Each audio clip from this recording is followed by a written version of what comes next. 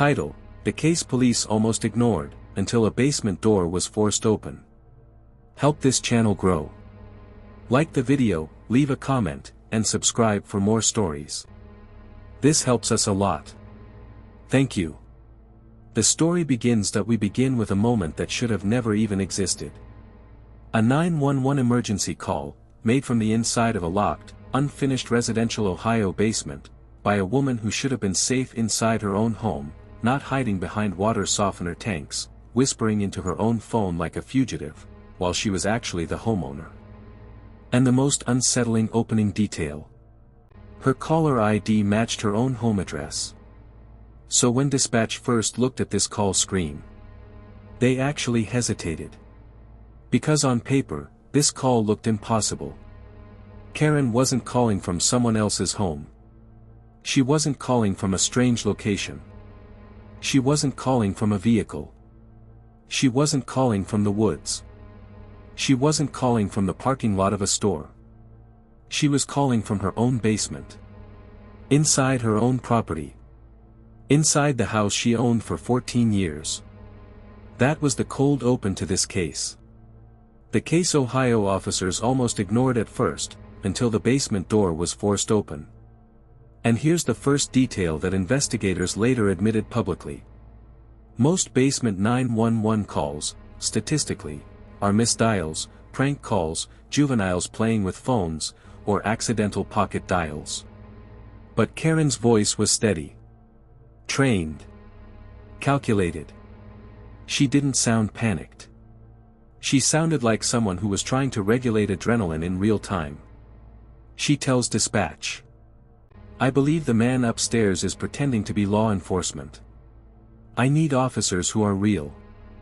This single sentence is what changed priority routing. Because Ohio dispatchers hear this sentence category more often than people think. Impersonation of law enforcement in the United States is not rare. It is prosecuted every single year by DOJ, state police, and federal agencies, because controlling and intimidating victims using fake authority is one of the oldest manipulation crimes in the U.S. justice system. Karen was not confused. Karen was not unstable. Karen was not misreading something. Karen was describing a very real and legally defined category of felony. And she got those words out clearly enough that dispatch flagged this immediately as a potential act of coercion/impersonation case. This was not a welfare check. This was not a mental health evaluation call. This was not a noise dispute. This was a potential federal impersonation case in progress. So dispatch upgraded. Units were sent. When police arrived, they didn't immediately force entry. That hesitation later became the core procedural critique in multiple internal reviews. Because the scene on arrival did not look like a crime scene from the exterior. No broken glass. No gunshots. No screaming. No forced window entry. No neighbors reporting chaos.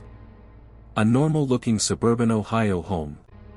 And the man upstairs, when officers knocked, calmly opened the door. He presented himself with confidence. He demonstrated agency posture. He dropped federal language.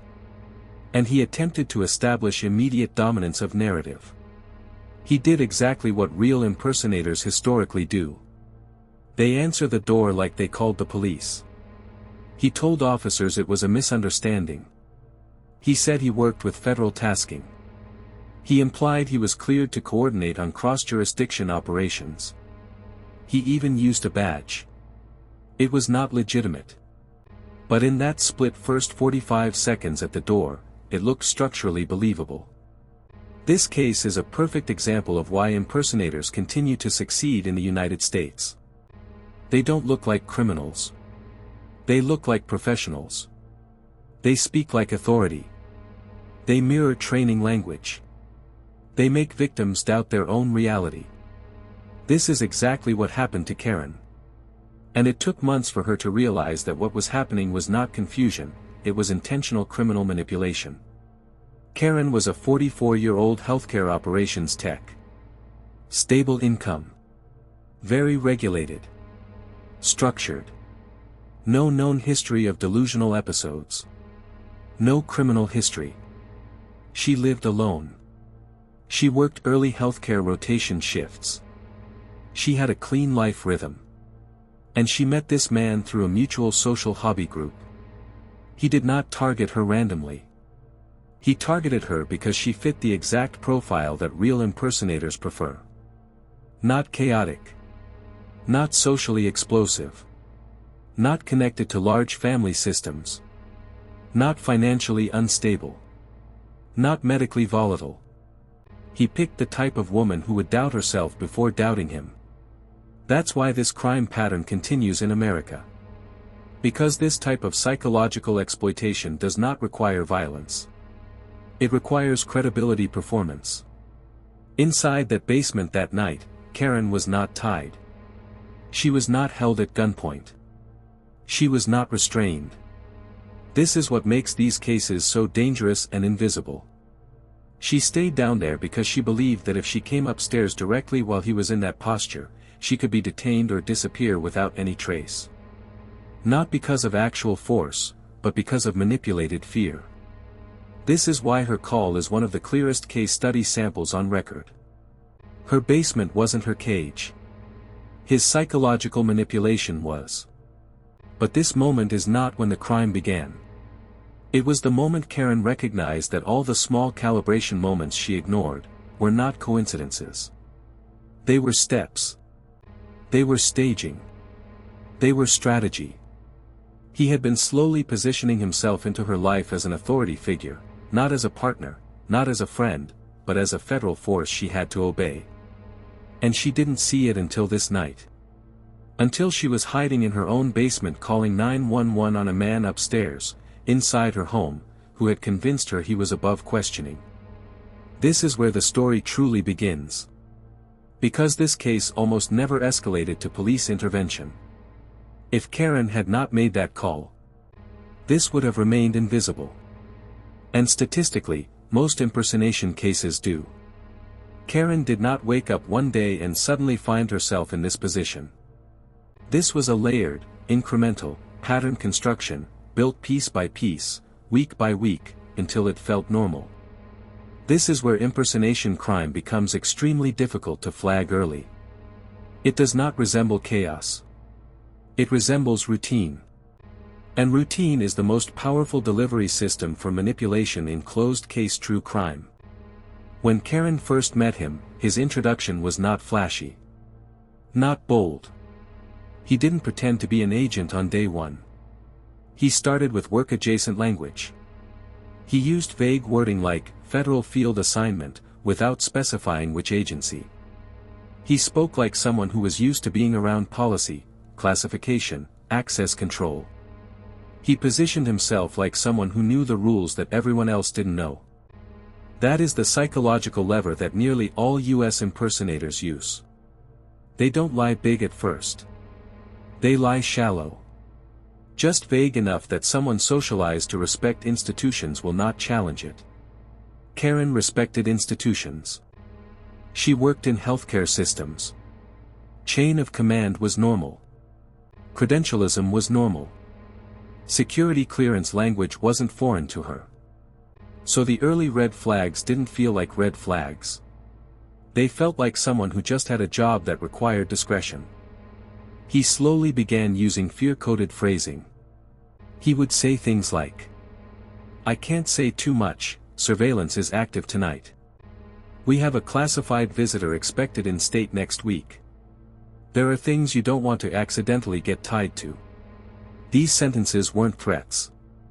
They were designed to induce compliance through confusion. This is how criminal impersonation works when done correctly. It uses the target's own desire to not be wrong against them. Karen didn't want to look naive.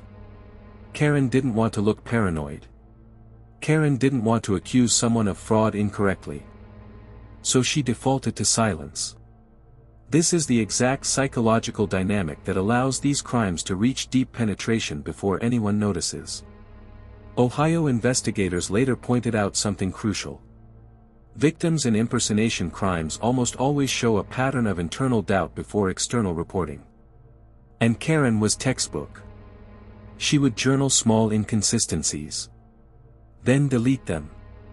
Then rewrite them with softer wording. Then delete them again. Not because she didn't see the problem. Because she kept assuming SHE was the one misunderstanding. This is how a basement becomes a symbolic endpoint of gradual erosion, not a sudden kidnapping. 3 months before the 911 call, Karen began noticing credential inconsistency. He would refer to Homeland Security language one week, then U.S. Marshals phrasing another, then ATF tone another, then sometimes would slip into FBI vocabulary by accident. The average citizen would still not catch that. But Karen worked with policy documentation daily, so she eventually caught the mismatch pattern. No legitimate federal agent mixes silo vocabularies. Because federal agencies all have completely different internal linguistics, procedural references, badge designs, case file structure, and operational authority lanes. So she started testing him lightly. She would ask small questions related to jurisdiction. He would pivot away. She would ask what office he reported to. He would redirect to mission briefing vagueness. She would ask what his SOC code was. He would suddenly shift to emotional intensity. Karen was not dealing with a clumsy liar. She was dealing with someone experienced in using intimidation through ambiguity. 6 weeks before the incident, the first key escalation happened. He told her he needed to temporarily secure her basement space for a field ops storage hold. He framed it like it was for evidence safeguarding. This is where many viewers scream at the screen in hindsight, but in real time, most impersonation victims fold here. Why? Because if you believe the person might be federal, you also believe you are not allowed to ask deeper questions. This is how psychological control works without violence. Karen agreed. She didn't like it. But she didn't resist. He added a secondary lock inside the main basement access door. He told her it was to keep her safe. That secondary lock later became the pivotal forensic anchor of the case. For weeks before the incident, he began staying overnight more frequently. He started using her home as a safe operations rotation point. He randomly left the house at night. He pretended to take calls that he staged like encrypted channel calls. One night, she overheard him fake talking to someone about a federal pursuit. She began feeling physically uneasy around him, but still didn't call police.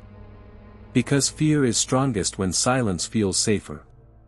The week before the 911 call, Karen made her first attempt to push distance.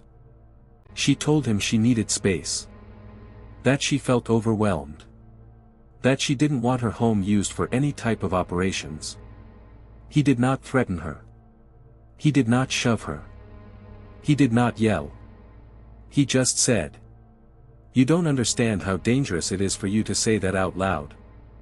That was when Karen finally realized she might actually be in danger. Not physical danger. Institutional danger. She had been manipulated into believing she was entangled with something she couldn't escape. On the day of the 911 call, what triggered Karen wasn't aggression. It was his calmness. He entered the kitchen carrying his fake badge open. He placed it on the counter deliberately, like a silent declaration. Then he said something extremely chilling in its subtlety. "I can't have you interfering with things anymore. Not violent. Not loud. Not chaotic. Just an institutional phrase spoken with absolute emotional neutrality." Karen walked calmly downstairs, pretending to get laundry supplies, then called 911 from the basement. This wasn't an explosive crime. It was an incremental one. A system that relied on confidence, not force. A man who relied on compliance, not weapons. And a victim who only escaped because she made a decision to trust her own doubt before he erased it permanently. Officers on scene in Ohio that night will later state in post-review reports that this case became a turning point for how their department interpreted nonviolent high-threat calls. Because most calls involving possible police impersonation, usually present as cyber, romance, financial or intimidation scams, not as physical proximity threats happening inside a residential home while both parties are present. That is what made this case structurally dangerous.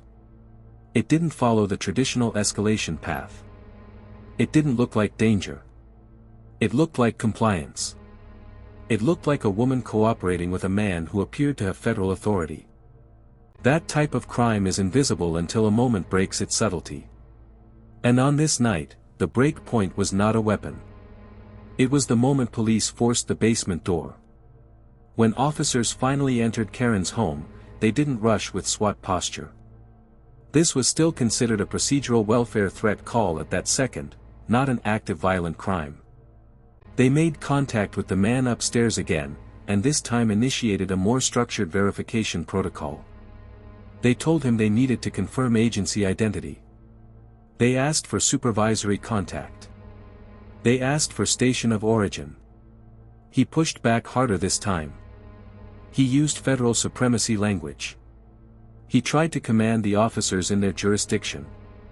He attempted to flip authority direction. This is where the final red flag snapped into clarity. No legitimate federal agent responds to identity verification requests from local officers with hostility. They cooperate instantly, because it's standard procedure. He failed that test. Which is the moment officers reclassified the scene. Within seconds, officers made the decision to clear the interior. One officer moved toward the basement door. It was locked from the upstairs side with the secondary lock he installed. That meant one thing legally. Karen's ability to exit that basement without his authorization was intentionally obstructed. That is where this case crossed from possible coercion into custodial control, which under U.S. law is an extremely serious escalation even without physical assault. The officer called out for Karen. She responded. Her voice sounded controlled, but flattened. She wasn't sobbing. She wasn't screaming. She sounded like someone who had been emotionally regulated into compliance for so long, she didn't even know how to break out emotionally yet. Police forced the secondary lock open. Karen was located in the back quadrant of the basement behind storage units and mechanical tanks, exactly in the position she described in the 911 call. She looked stable. She wasn't injured. She was oriented. She was aware. She reported no immediate physical trauma. And yet, the terror was still real. Because when coercion is psychological, the victim's body often shows no wounds even though the harm was significant. The suspect was detained immediately. During post-arrest search, no firearms were recovered. But multiple fake badge elements were recovered, including one high-resolution forged DHS-style credential and one badge resembling Federal Protective Service iconography. He also had a digital notebook containing references to real federal case numbers that did not match any jurisdictional assignment. This was not improvisation. This was a constructed persona.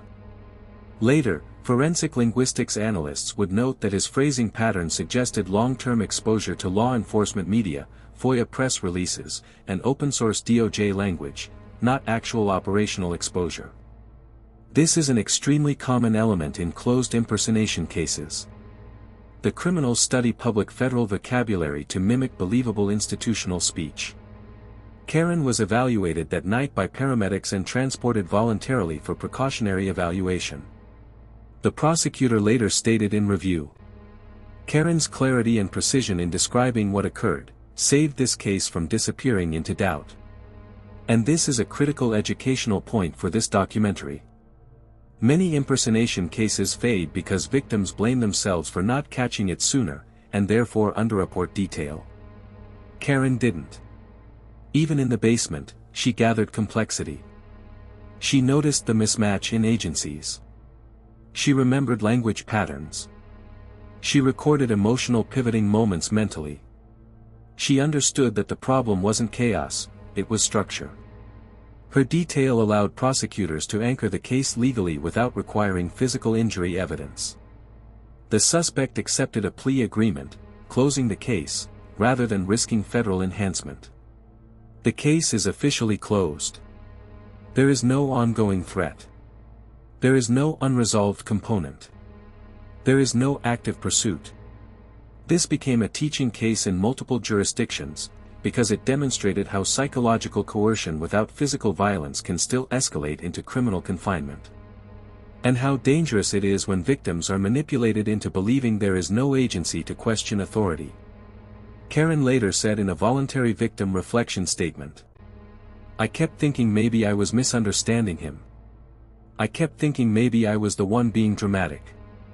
I kept thinking maybe questioning him would cause something worse. I didn't realize until that night that the basement wasn't the trap. The doubt was." This quote has since been used in preventative training modules for impersonation threat recognition, because it captures the subtlety of this crime category better than any law textbook description. The danger wasn't the basement door. The danger was the gradual erosion of personal certainty. This case almost wasn't caught. If Karen didn't make that call, police would not have known what was happening. If she accepted his statement at face value, she might still be living with a false sense of federal oversight hovering over her home. And this is why this story matters, not because of the dramatic moment, but because of the invisible build-up before it. True crime often focuses on visible violence. But some of the most dangerous crimes in the United States are quiet. They happen in daylight. In routine. In comfortable rooms. In silence. And sometimes, the most terrifying crimes are the ones that convince the victim there is no crime at all. This was the night doubt finally broke. This was the night a basement door was forced open. And this was the night an invisible crime finally became visible. If you thought this story was terrifying, wait until you hear what happened in the next one. Subscribe before it drops.